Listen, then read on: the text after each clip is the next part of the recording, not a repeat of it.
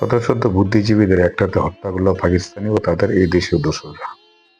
রায়বাজার বৌদ্ধভূমি বুদ্ধিজীবীর স্মৃতিসৌধ। প্রিয় দর্শক, আসসালামু আলাইকুম রহমতুল্লাহ বরকাতু।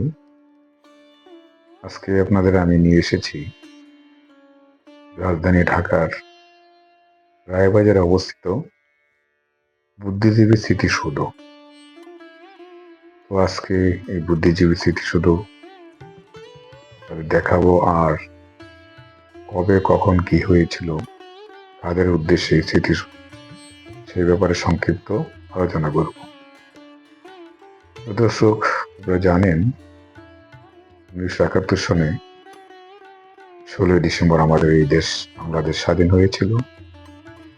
স্বাধীন হওয়ার আগ মুহূর্তে 9 মাসের যুদ্ধে আমাদের 30 লক্ষ শহীদ হয়েছিল। অনেক মা বোন ইজ্জত দিয়েছিল। অনেক ত্যাগ আর তিতিক্ষার বিনিময়ে অর্জিত আমাদের এই বাংলাদেশ। পাকিস্তানিরা যখন দেখলো তারা আর পেরে উঠছে না, বাংলাদেশ স্বাধীন হবেই, তখন ঠিক শেষ মুহূর্তে ডিসেম্বরের 14 তারিখ রাতে আমাদের এই বুদ্ধিজীবীদের এক রাতে হত্যা করলো। তাদের ধারণা ছিল এই বুদ্ধিজীবীরা থাকলে বাংলাদেশ নামক যে দেশটি হবে তাদের উন্নয়ন আরো বেশি হবে।